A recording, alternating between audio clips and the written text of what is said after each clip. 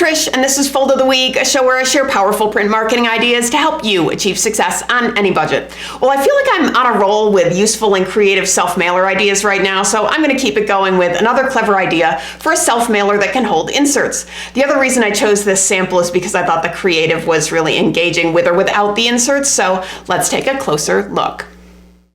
The mailer feels substantial at a slightly oversized 10 by 5 dimension when it's folded, and it very obviously is holding something inside, coupons. As someone who loves dogs, I thought the creative and the messaging on this piece was really fun and simple. When you open it, it's a surprise to have the dog's paws holding up the coupons and looking straight at you.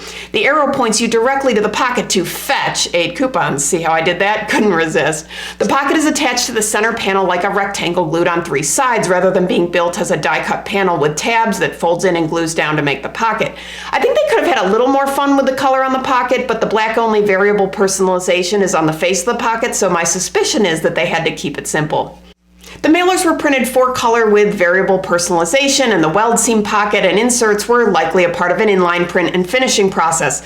That's a guess on my part because this is a found sample, but it just has all the signs and signals of a long-run mail campaign. Now, this design is a variation of the format I shared on episode 554, which had a belly band where the pocket is on this week's format, and the belly band held a letter. So if you're looking for an alternative self-mailing carrier format for very light materials, revisit episode 554. I also think this concept could work without the pocket if you added a perf coupon to the fold-in panel instead, or as a vertical wrapped accordion where the coupons pull down. Don't get me started, it's time to go.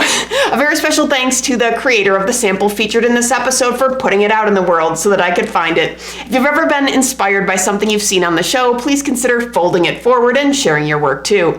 If you're looking for more ideas, downloads, and templates, visit foldfactory.com, and remember, think finishing at the beginning. I'll see you next week. Bye.